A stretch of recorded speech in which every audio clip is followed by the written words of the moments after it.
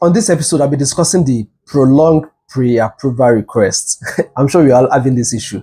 So if you're having this issue with prolonged pre-approval requests, this is what you need to do. So now I'll be giving tips on how to make the process faster. Number one, the first option is if you have the option to pay online, it's going to make the process easier for you.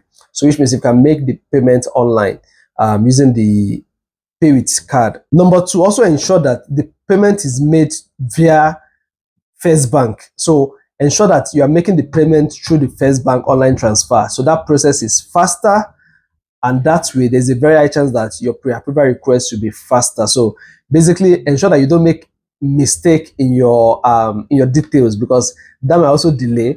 Ensure that every information you're filling into the platform is correct, because I've seen situations whereby people get denied from the pre-approval request. So ensure that you fill in the right information. Number two, use First Bank when you're transferring for the payment process. That's to pay for the visa fee. That would also fasten up the process. Now, how long does it take averagely? Usually it was about 1 week, but from what we've seen within the last few weeks is it takes as long as 2 weeks to about 3 to 4 weeks. So I've gotten a lot of messages on this, like how long does it take? So averagely, just know that it is going to take between 2 to 4 weeks. Never make the mistake of trying to do it all over again, thinking maybe you've made a mistake or something. So because every time you're trying to redo it, like refilling the visa fee receipt into the profile, it takes it back to the starting again. So that is going to increase your timeline. So whatever you do, once you've imputed it once, just leave it that way.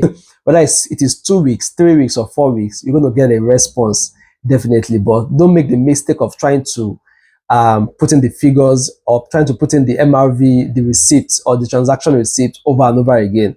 That would only waste more time. So this is the new standard. There's nothing anyone can do about this. So we just have to wait. It is the US Embassy. They can literally whatever they like. And that's what we've seen within the last few weeks. So just ensure that you fill in the right information. You submit on time. That's also important. And also, before you submit, ensure that your DS-160 has been filled.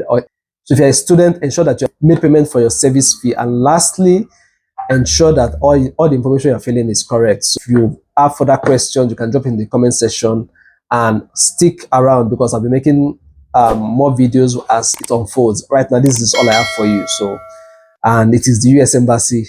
There's nothing we can do. So just stick along. See you next time. Bye.